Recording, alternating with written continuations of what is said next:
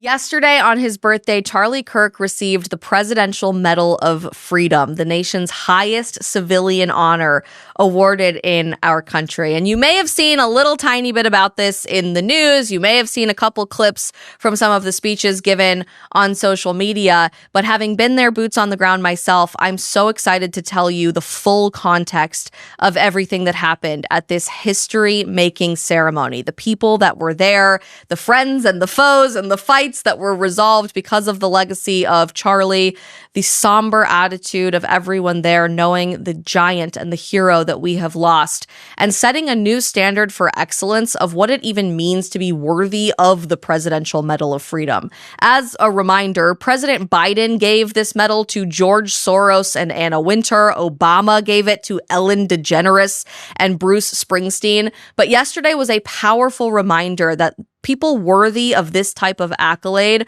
are someone that your children should be looking up to, someone willing to lay their life down in service to our country and to God Almighty in heaven above. And no one embodies those values more than Charlie Kirk, especially as crazy, ridiculous conspiracy theories and insane commentary have begun to circulate in the wake of Charlie's death on social media and in the podcasting world this last month. Yesterday was a powerful moment to recenter ourselves on the legacy of Charlie and the impact he made on our great country, to know what our commissioning is and how we all can do our best to pick up the microphone together and to honor his life and memory.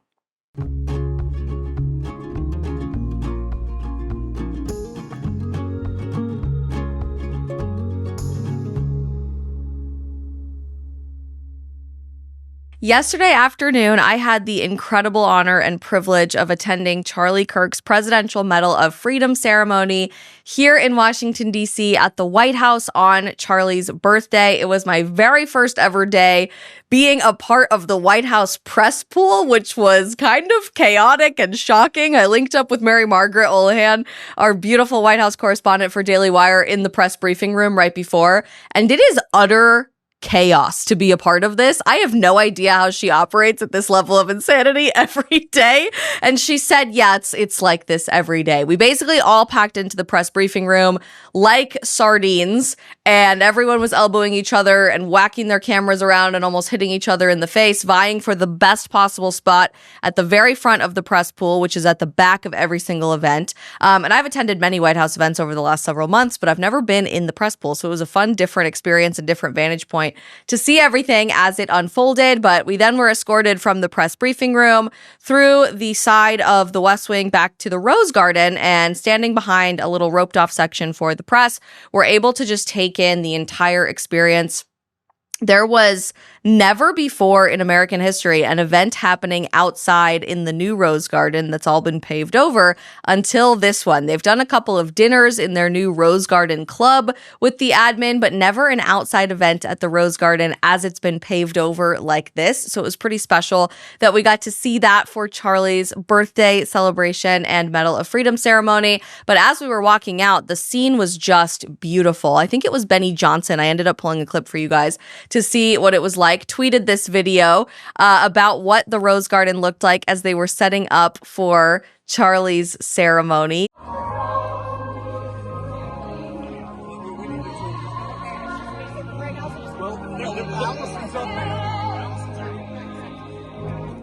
So there were beautiful rows of chairs that were packed with members of Congress, the presidential cabinet and their family members, obviously Charlie's family and many of the senior staff at Turning Point USA. And then there was some standing room at the back that had many of Charlie's closest friends, people who worked with him in different capacities over the years, White House staff, so many familiar faces, and it was an incredible sight to behold. I ended up tweeting a picture just before we began from the vantage point where I was standing from the press pool, so we were behind everyone else, and it was just incredibly somber, incredibly humbling to see this group of people gathered together, partially in joy to celebrate our friend's birthday and to honor his life and legacy, but also just in tremendous sadness.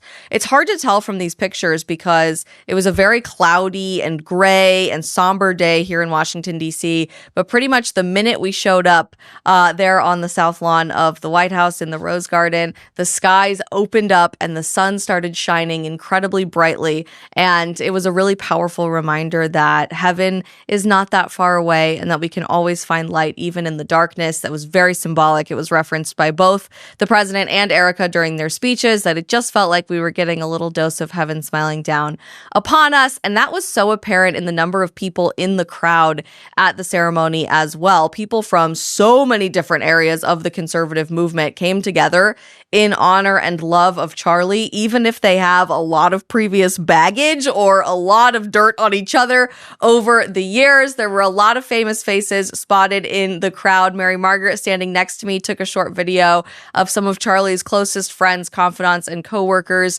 taking photos and gathered together to honor Charlie's life. You can see in this clip that I'm throwing up for you right now, Benny Johnson, Jack Posobiec, Tyler Boyer, Andrew Colvett, the whole Turning Point and Charlie Kirk Show gang. And they were not the only people in media gathered there at the Rose Garden for this ceremony yesterday. Various Fox News hosts all took time out of the studio to be there at the White House and to celebrate the legacy of Charlie. You saw lots of familiar faces like Jesse Waters, Laura Ingraham, Tucker Carlson, Sean Hannity, Bill O'Reilly. And I want to focus on that here for a second because this really is like the Avengers of the 8 p.m. news hour on Fox. These people, I've been told by reliable sources, quite genuinely have up to this point hated each other. To borrow a quote from a Fox insider, with the passion of 1,000 burning suns. But they absolutely were able to put all of that behind them yesterday. They were able to link arms, to smile together. This photo is going incredibly viral on social media. And this is the power of Charlie Kirk, to see Jesse Waters, Bill O'Reilly, and Tucker Carlson, people who genuinely had issues, really severe issues with each other over the last several years, to smile, to stand next to one another, to put their arms around each other, and to say, onward for Charlie. We all have to pick up this microphone together. Fox News is just one example of those type of interactions I was seeing in the crowd yesterday at the ceremony. And I think it's really beautiful to see that even when he was alive, Charlie really was a nexus for people. He was a central meeting point and in many ways the glue that held the conservative movement together. Turning Point USA and their events created that generational vantage point for young people to see that even when people have had their issues in the past, we have a greater mission that we are fighting for and a greater purpose in this movement than just getting clicks or airtime for ourselves or electing a certain politician or pushing for a certain piece of legislation. This has to be a place for us to link arms and to fight forward together. To see that play out in real time after his death has been even more compelling, even stronger, and a really powerful reminder that we all have to do that together, to drop whatever baggage we had in the past and to fight forward as one unified conservative movement. Interestingly, the most powerful moments leading up to the event beginning happened after everyone got their smiles out of the way, after people had taken their pictures and spent some time chatting with one another, after a very bizarre, hilarious playlist was playing that you did not see on television, but Dancing Queen from ABBA, some 50s hits were playing. We had some 70s and 80s music. It was quite the hodgepodge. We wondered who was running the Spotify account. But then all of a sudden, everyone got very quiet. There was a moment of silence. The skies opened up and the sun started shining through. And of all things, the Ave Maria started playing in the Rose Garden to set the scene just before Erika and the president emerged from the Oval Office to begin the ceremony and begin their remarks. And out of nowhere, this loud, boisterous, fun, happy scene where everyone was excited to see one another went completely still, and everyone listened to this song, preparing for what we knew was going to be an incredibly moving speech. Listen to this.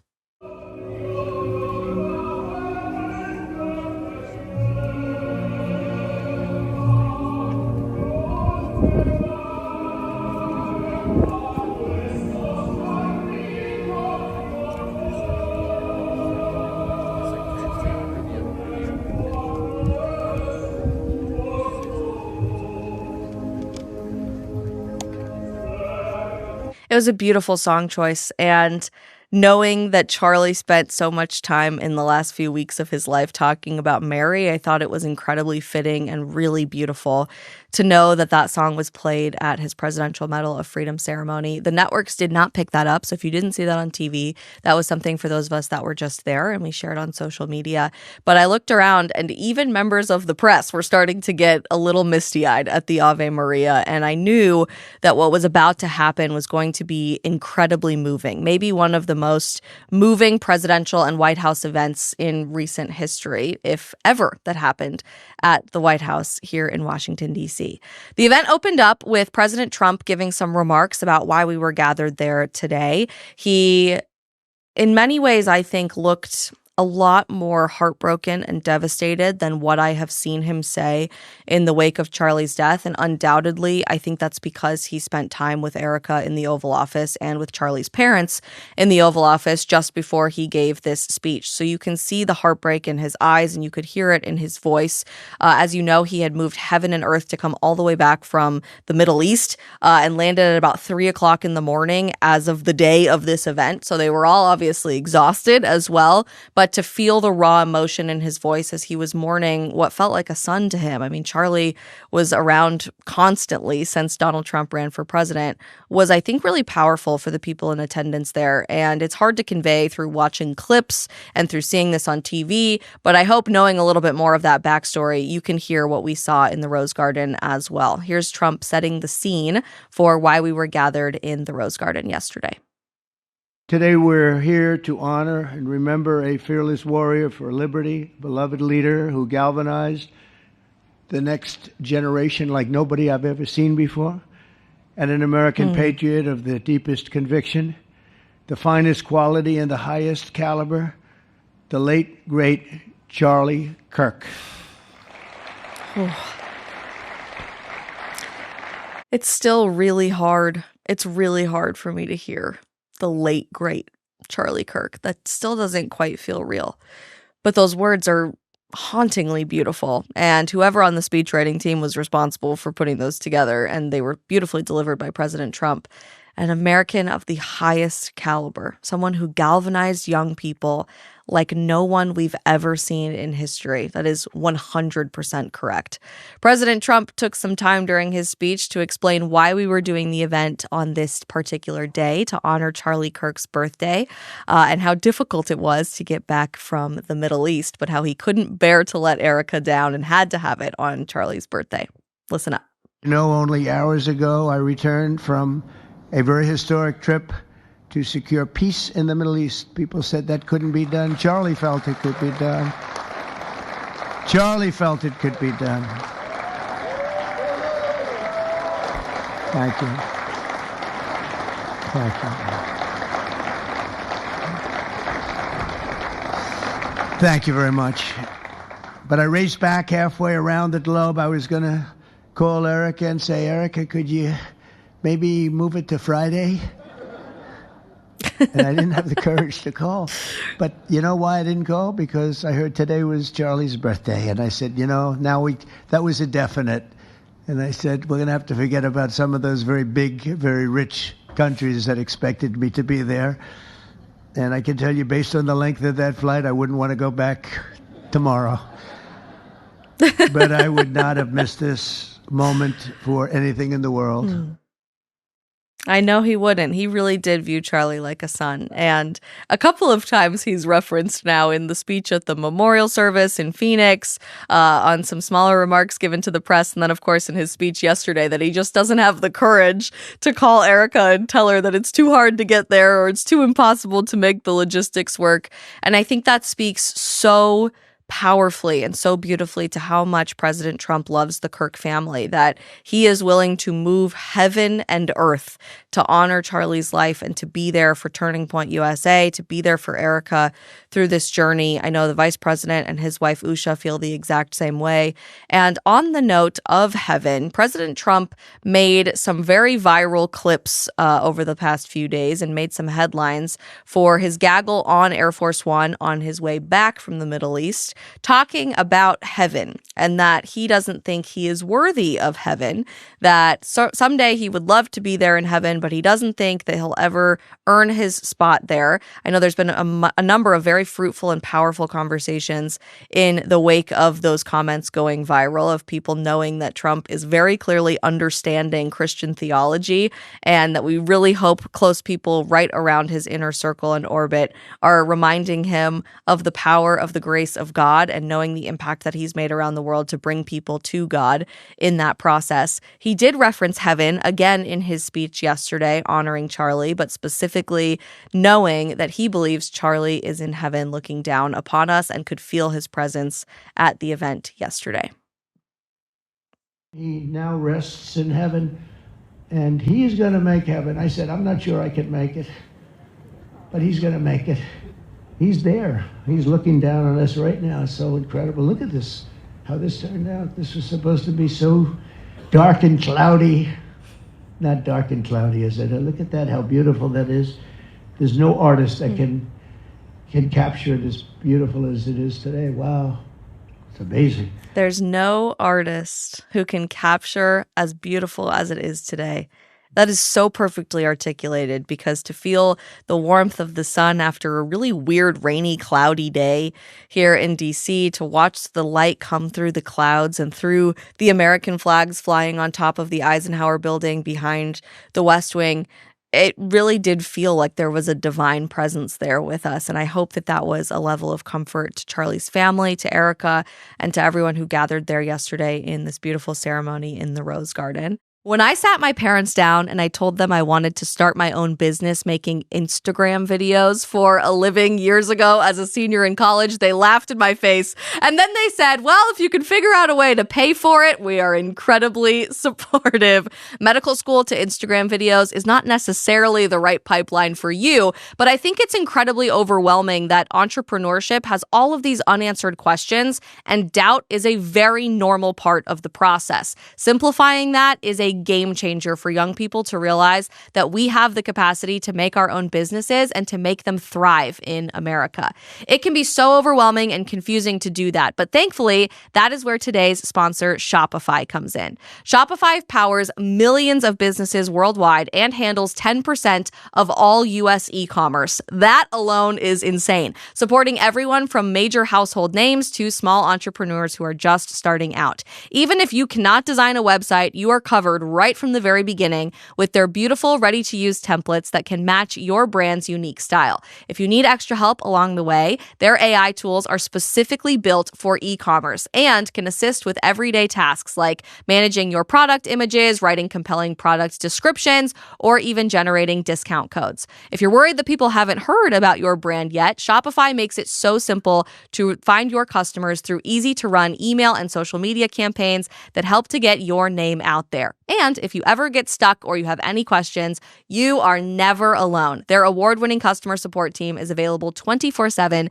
to share advice and to guide you through any challenges that you might face. You can turn your big business idea into with Shopify on your side. Sign up for our $1 per month trial and start selling today at shopify.com/Isabel. Go to shopify.com/Isabel. That is shopify.com/Isabel.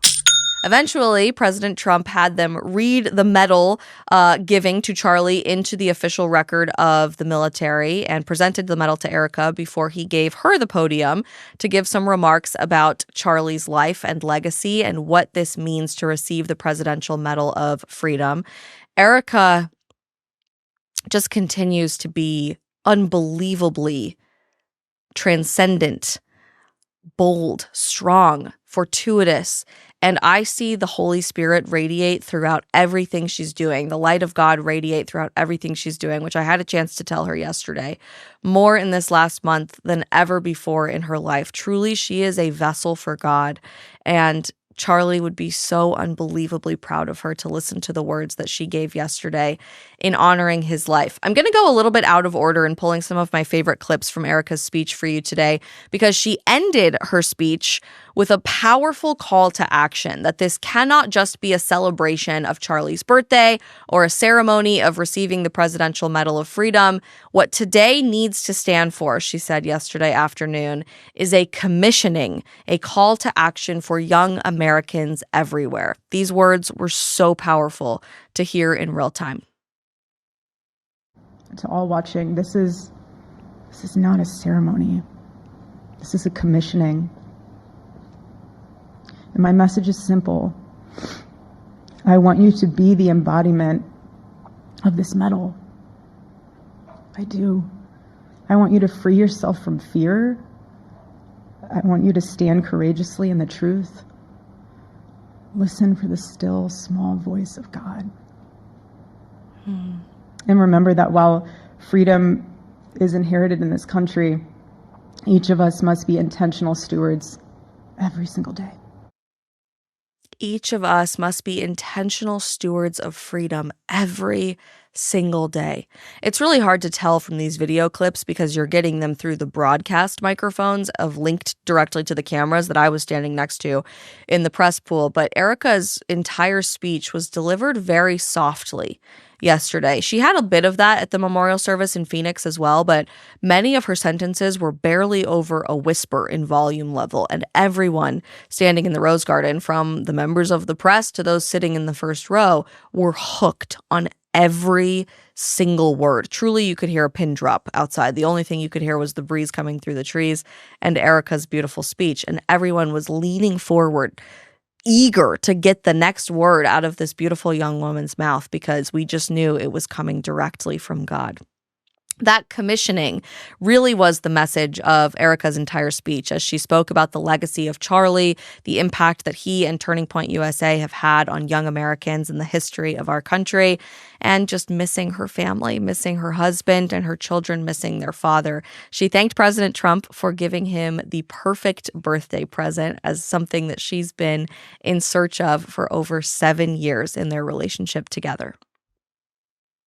Honestly, President Trump, I have spent 7.5 years trying to find the perfect birthday gift for Charlie. And it's so difficult. And those of you that have spouses or loved ones, you know how difficult it is sometimes to buy a gift for someone that you love, because he wasn't a materialistic man, so that also did not help. But now I can say with confidence, Mr. President, that you have given him the best birthday gift he could ever have.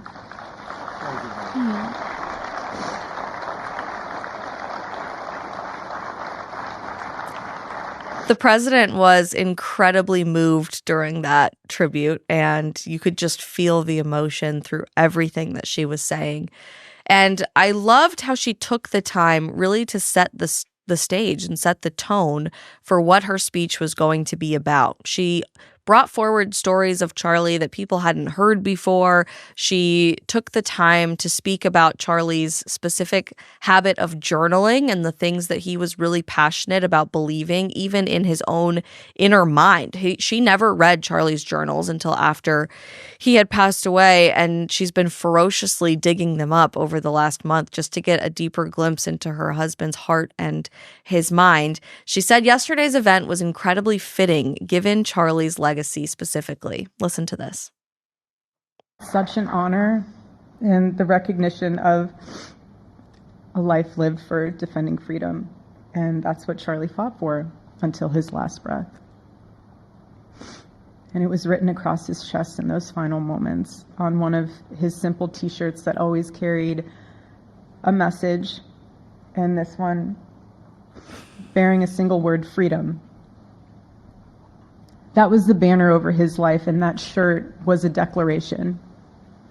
The same declaration he made in every speech, every campus visit, every time he shared the gospel at a church, every sleepless night that he would spend praying for the youth of this nation and planning for the future of our country, and just impressing upon them that when we defend liberty, we defend the soul of our nation. Freedom. She's right. almost every single day of his life, including when he was on national television or under suits.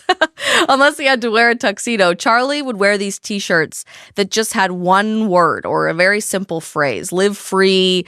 That was a really common one that he wore all the time. If there was something going on in the news, they would make a t-shirt really quickly that he would adorn to make sure that he was tying everything into what was happening. Socialism sucks. Big government sucks were the big turning point t-shirts that we all wore over the years as TPUSA activists. But this freedom shirt was pretty new. I think they had just come up with the shirt design just before he died. And it's incredibly fitting, she said, to know that in his last few moments, he wore across his chest the anthem for his life, the driving mission behind everything he ever did on his radio show, speaking on campuses, in proclaiming the gospel, in fighting hard for the right people to get elected to office. Charlie's life was grounded in freedom, so there is no more perfect birthday present that he could have ever received than the Presidential Medal of Freedom, the highest civilian honor that our nation has to offer. In offering a glimpse into Charlie's diary and journal entries yesterday in her speech, Erika described Charlie's deep groundedness in this concept of freedom. And it's something that he wrestled with a lot during his young life, something that he was passionate about studying, but also really trying to ground himself in freedom, in our faith, more specifically than anything. Here's what she had to say about that. Freedom is the ability to do what is right without fear. And that's how he lived. He was free from fear. He was free from compromise, free from anything that could enslave his soul. Freedom is the ability to do what is right without fear. As I have been traveling the country and constantly on airplanes, having a sit-down meal with my family can be incredibly difficult to schedule. But this fall, Good Ranchers challenged us to get back to the table, and honestly, it has changed everything. Just one night per week, our family is making it happen. No phones, no work emails, just us connecting over a real meal. Here's what makes it possible. Good Ranchers delivers 100% American high-quality meat right to our front door.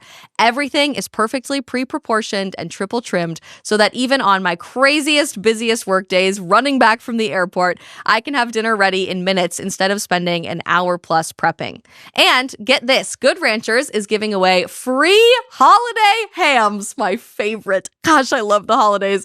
Every week right now, just for joining their Back to the Table challenge. All you have to do is share a photo of your once a week dinner with your family on Instagram stories, hashtag Back to the Table, and tag at Good Ranchers. It has been so important for our family to reconnect over the dinner table, which I believe is the most important venue to shape American culture.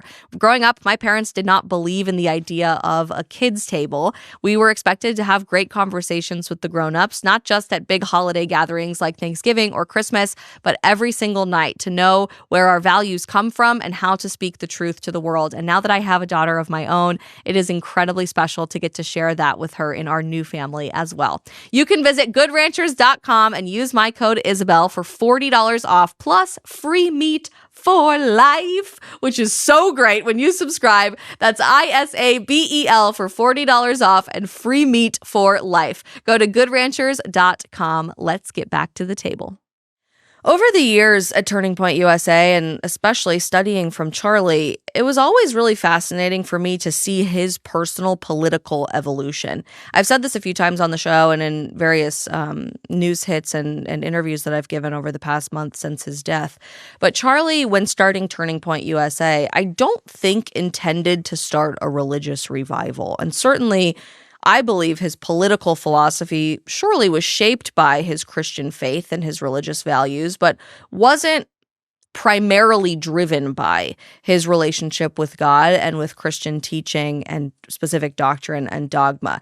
Charlie used to call himself a conservatarian. He was this blend of traditional conservatism and libertarianism, and basically he just wanted to create a country that was grounded in three principles: in limited government, in free speech, and in free markets. And anything else, there's a big opportunity for some discrepancy there. And while I think Charlie still remained so rooted in the idea that conservatism has to be a link arms across multiple ideological divisions movement, a big tent movement, as the Republican Party was originally founded to be.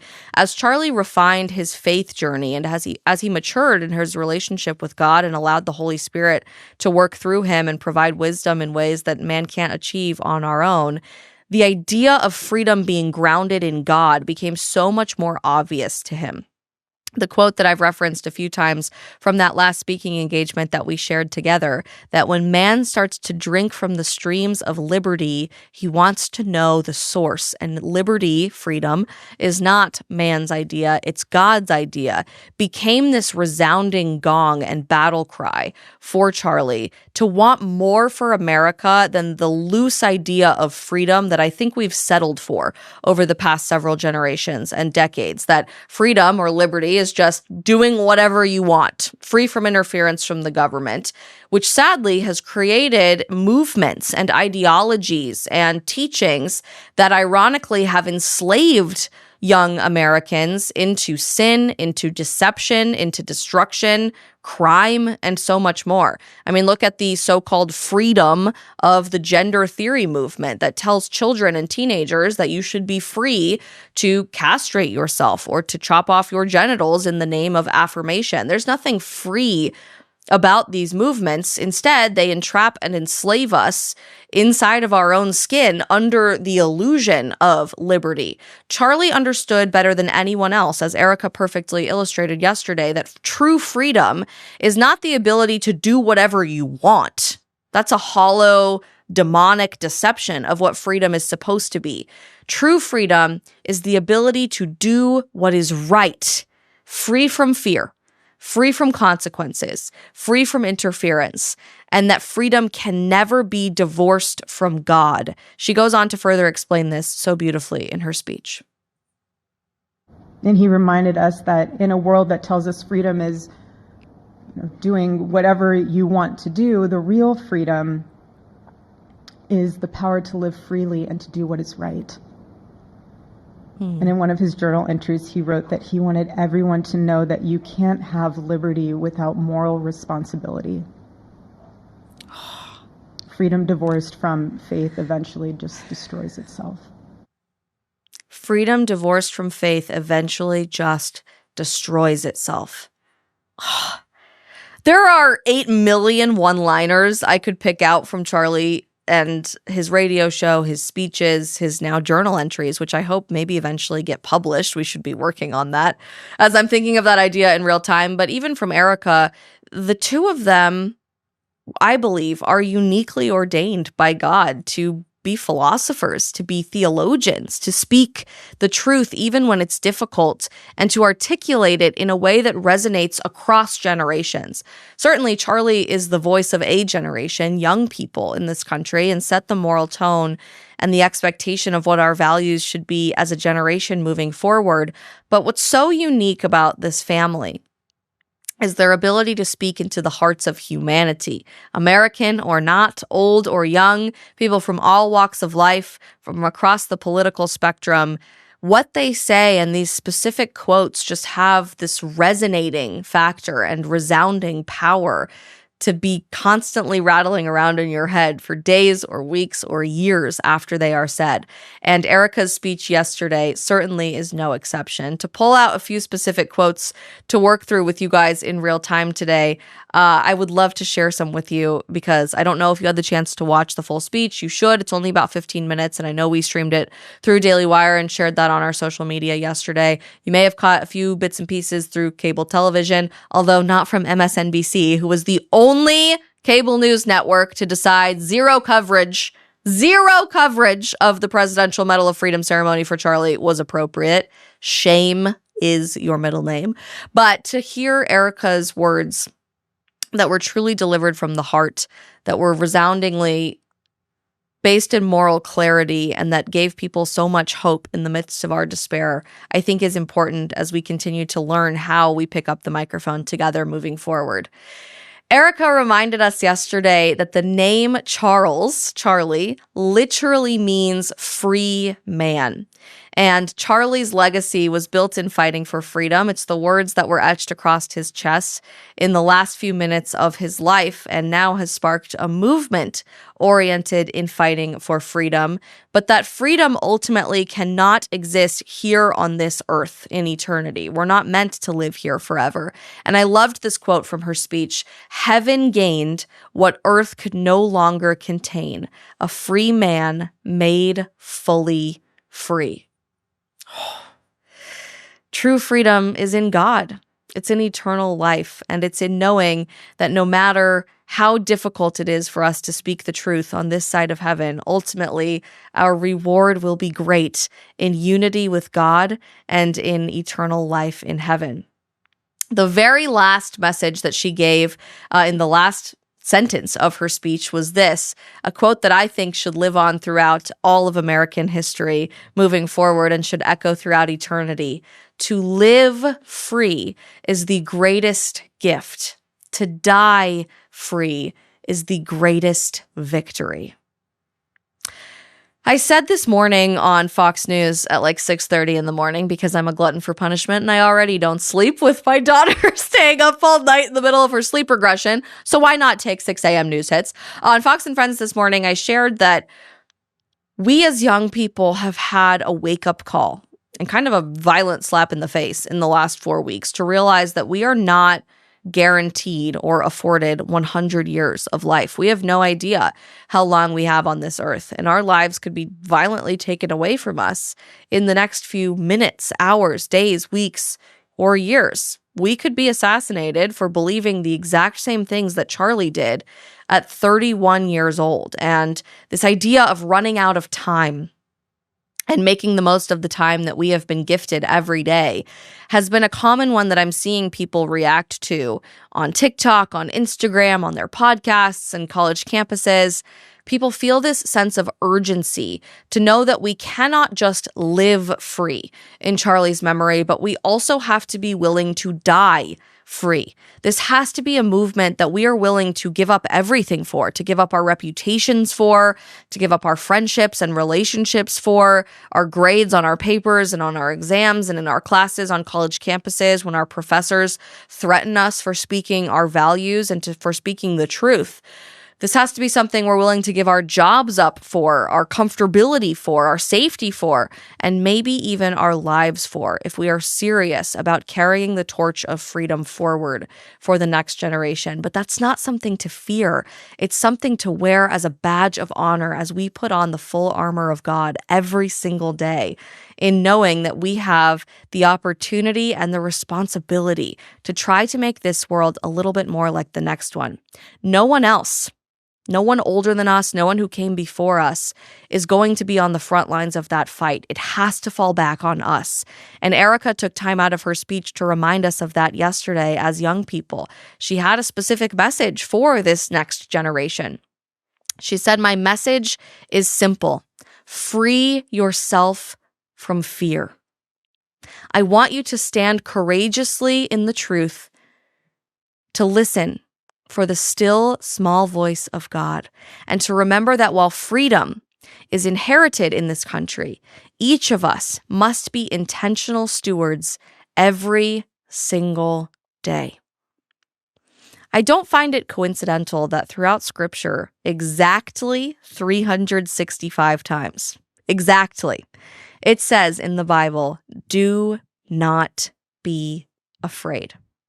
It is one of the most commonly repeated phrases in our direct communication with God as our tie through sacred scripture. To never have anxiety, to never have fear, to do not worry, do not be afraid. God is with us always. And when we dare to tell the truth to a world that is rejecting that very concept, truth that has a name, Jesus Christ, there is nothing we can fear. No bullet from any assassin, no violence from any insane, crazed, left-wing nutjob lunatic, no backlash, no bad grade, no firing from our job, no loss of a friendship can hold us back from truth being on our side. Erika reminded us yesterday that Charlie believed that liberty, freedom, had to be tied to the honor of God. Freedom, she said, is the ability to do what is right without fear, and that liberty could only survive when anchored to the truth. Truth grounded in the light of God and in the man, Jesus Christ, who supersedes all of humanity, who lives outside of time and space, who our realm of humanity could not contain, and who offers us the ultimate hope in eternal life. We have all dealt with that annoying bloating and gut discomfort that just will not go away. You know the usual advice, just to eat slower, walk after meals, avoid processed foods, yada, yada, yada. And while that all helps, sometimes you still just feel incredibly gross, despite doing everything right. That is where colostrum comes in. It's that liquid gold first milk that is packed with proteins, growth factors, and antimicrobial peptides that work together to boost your immunity, to reduce inflammation, and to actually repair your gut lining to cut down on bloating. Today's sponsor, Cowboy Colostrum, offers the highest quality bovine colostrum available in the United States. Cowboy Colostrum is 100% made in America from grass-fed cows, and here's what makes it different from other brands. They don't over-process or strip their colostrum like all of the other brands do.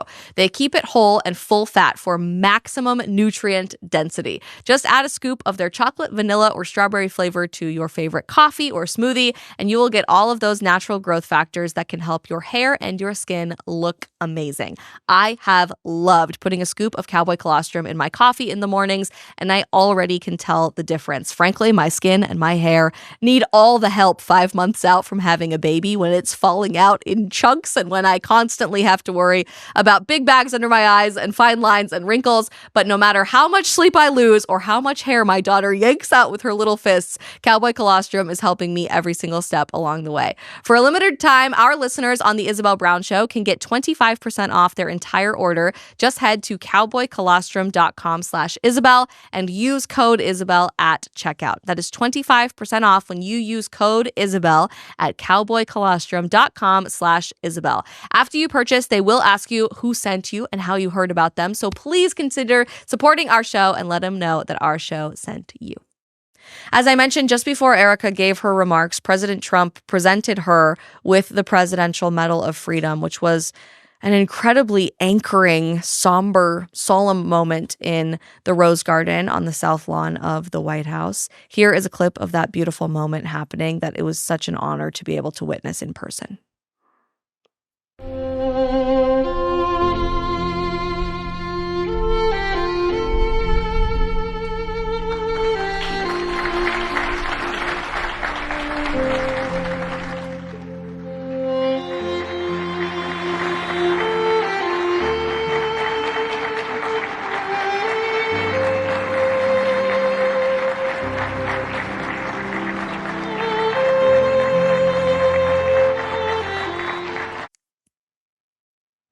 You could hear Amazing Grace playing there. We'll come back to that in a second because that was easily the most powerful moment of the entire event.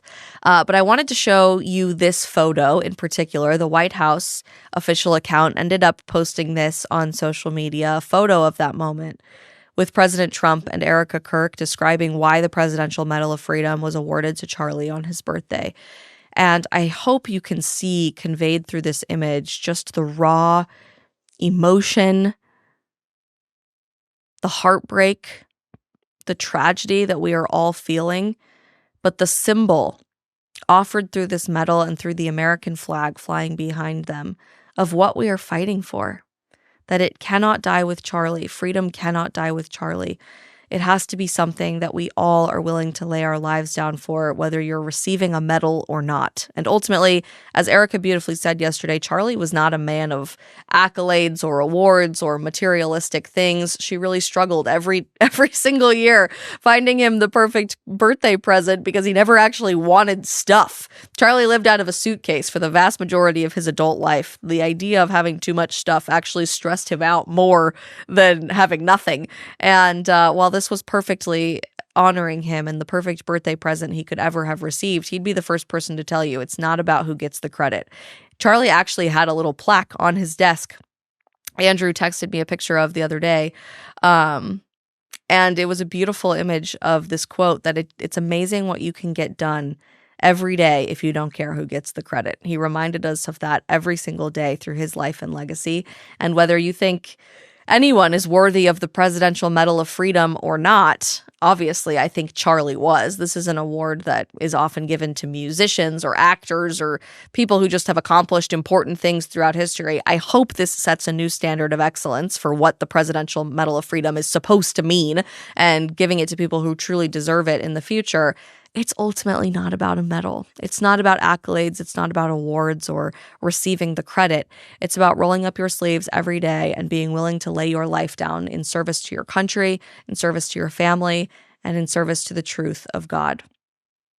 As the event started wrapping up, this beautiful sunset started taking place across Washington, D.C., and you could see the gigantic American flag that our amazing president paid for out of his own pocket on the South Lawn, waving in the wind. Tyler Boyer ended up tweeting a video out of the White House through the window here of just the most beautiful night. And you truly could feel a sense of the divine around us as we watched this beautiful sunset take place and the skies clearing from a cloudy, rainy, crazy day. Looking out at the Washington Monument, at our American flag, and from the south windows of the White House. And to come back, I promised we would, to that moment of amazing grace. As the event wrapped up, a beautiful string quartet was playing Amazing Grace for the entire duration of the song, not just that first verse that most of us know. And Margot Martin on the president's team took a very moving, very powerful video of Erika, of Stacey Sheridan, who was one of the senior staffers, comforting Erika from Turning Point USA there in the front row. The president, the vice president, and second lady standing with the Kirk family and with Charlie's parents as they just took in the scene, mourned the loss of their wonderful son, husband, brother, friend, and the leader of this movement.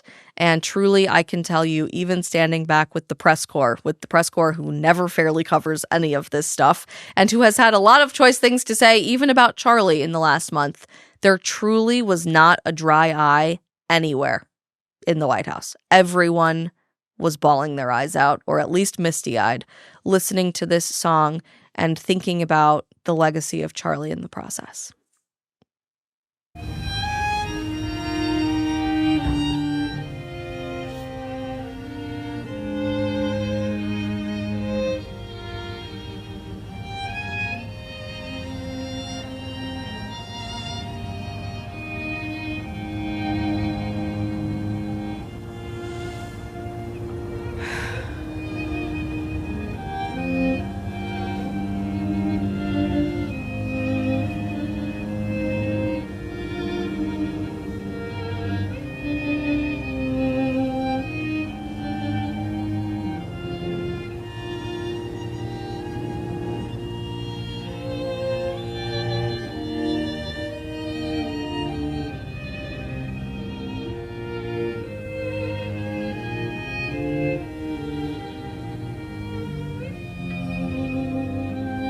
Wow.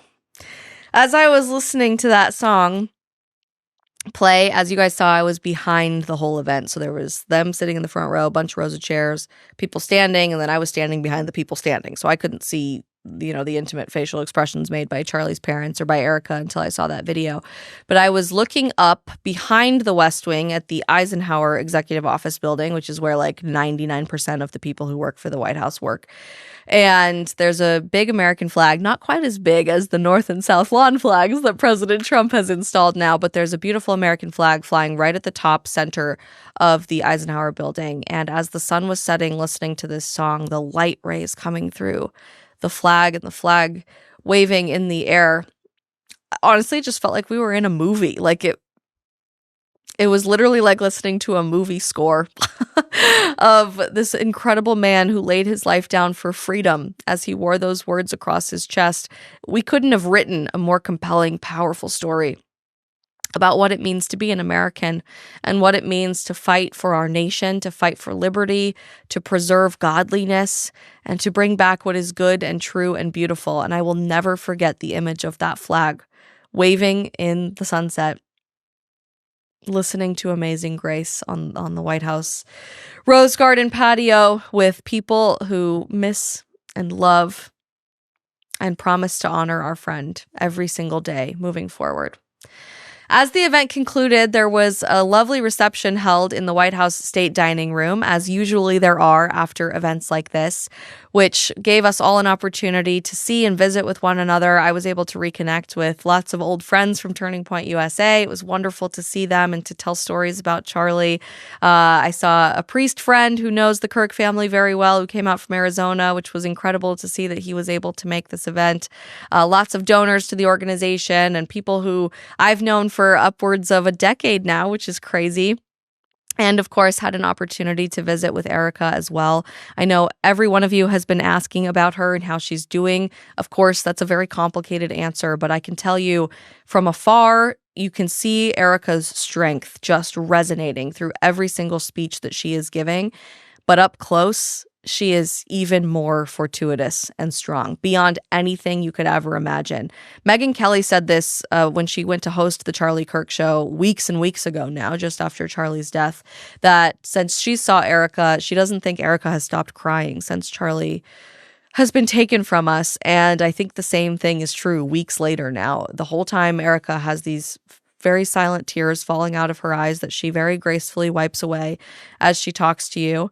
But through that, she knows how to smile, and she knows the joy of what it was and the gift of what it was to be married to Charlie. She knows her purpose that God has given her in this new race to run, and she's not going anywhere. She's working through this and walking through it every single day, committed to being a megaphone for God and committed to letting the Holy Spirit work through her in any way that she can offer her life to do so. And getting to hug her yesterday and tell her that you all are praying for her and to deliver that message was incredibly humbling. And I'm very, very honored to have had the chance to do that. I was standing right next to Benny Johnson as he took this video last night, but she ended up opening up the case of the Presidential Medal of Freedom and showing us the medal, which was very cool to see up close. I had never seen one up close. And as she flipped it over, you can see that for the very first time in American history, a cross has been engraved into the back of the Medal of Freedom along with Charlie's name, which is the most powerful image I think any of us could have seen, to know that we can't just be fighting for our country anymore. And it's not enough to just call ourselves Americans. We have to be fighting for God, and we have to be anchored in the truth of God as well. Check this out because it's really cool to watch. You can see her flip over the medal. Charlie's name is engraved, as is a cross right on the back of the Presidential Medal of Freedom.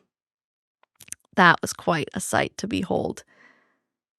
And boy, was she proud to be showing that to all of the people who know and love her and who know and love Charlie.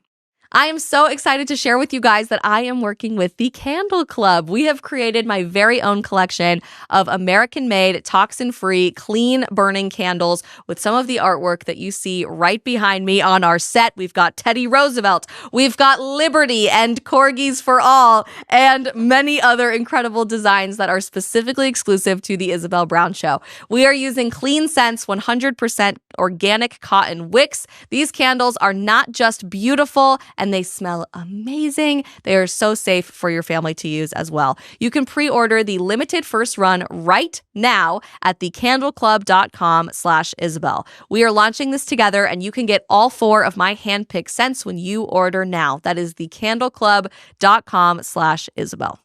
I walked away from yesterday's birthday celebration for Charlie feeling sad, certainly. I mean, I was bawling my eyes out walking out the front door. I held it together really well until I was able to hug Erika, and then I kind of just became a blubbering mess, but also more resolved than I have been in the month since Charlie has been taken from us.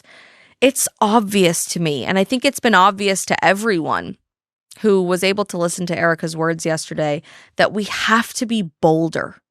We have to use this opportunity in our response to be unapologetic, to be unafraid, unashamed, and to proudly, loudly proclaim the gospel and proclaim truth now more than ever before.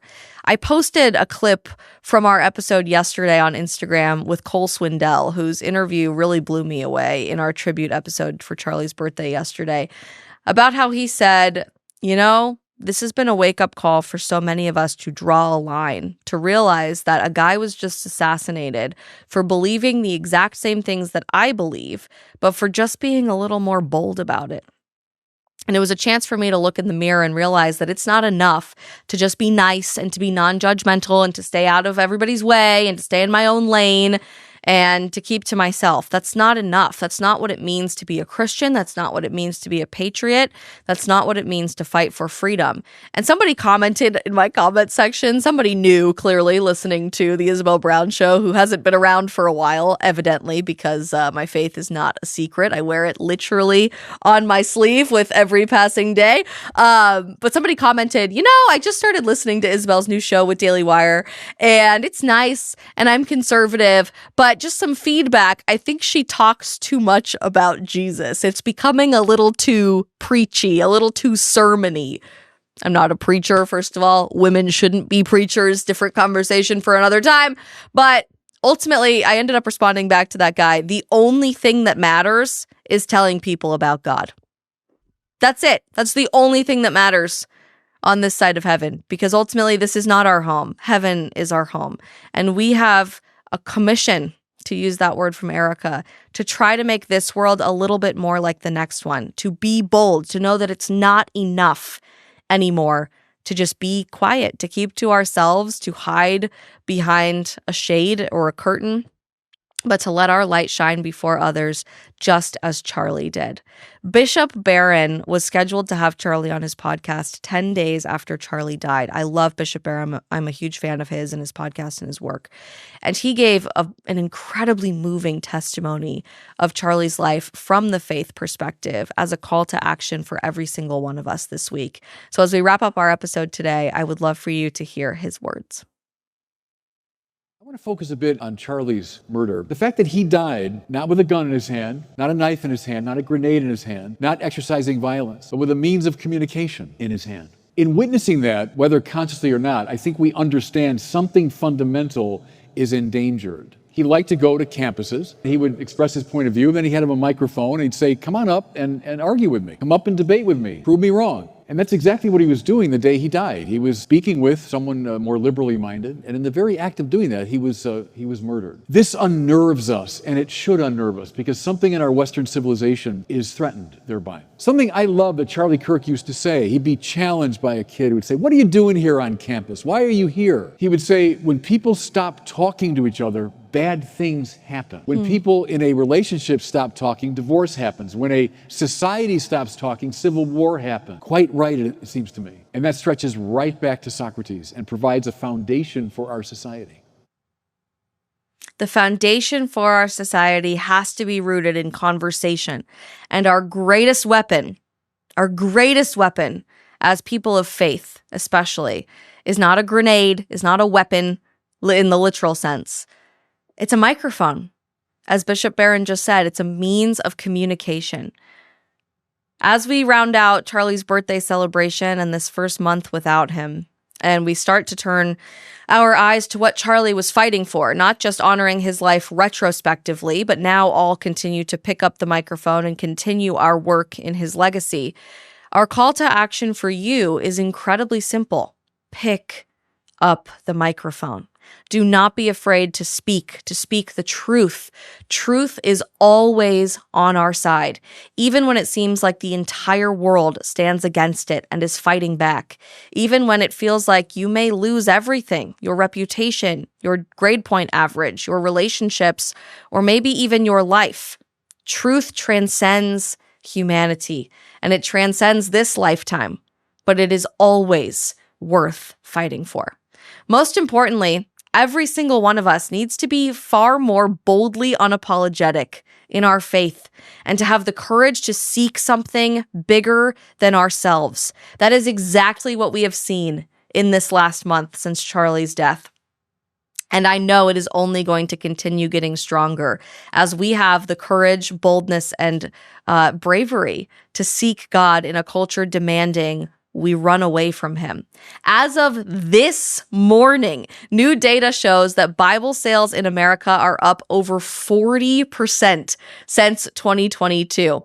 That's incredible. Faith app downloads have increased 79.5% since 2019, and Christian music streams have risen over 50% on Spotify since the same period. Charlie reminded everyone just before he died that one of the number one artists on monthly listener basis on YouTube is Forrest Frank. Forrest Frank today has more YouTube monthly listeners than Drake. Okay, that's insane. And that's been a trend that already has been going on for the last 5-6 years. But especially in the last month following Charlie's death, there are reports of overflowing church pews and mass baptisms happening across the country since September 10th, 2025. Pew Research indicates that Christianity's decline in America, which has been happening for the last several generations, has completely stalled. And that decline being reversed, an increase in our faith, is being led by young men, unequivocally. And post-pandemic provides an interesting opportunity for our country, especially because faith was at an all-time low during the pandemic, for us to use the last few years, this culture war that Charlie has been waging and fighting through Turning Point USA, through his show, and the conservative movement at large, to use this culture war as a springboard into the rest of the 2020s and beyond. There is undoubtedly a revival happening in America today. The question is, do we have the courage and the fortitude to keep that fire burning and to keep fighting for truth no matter what the cost?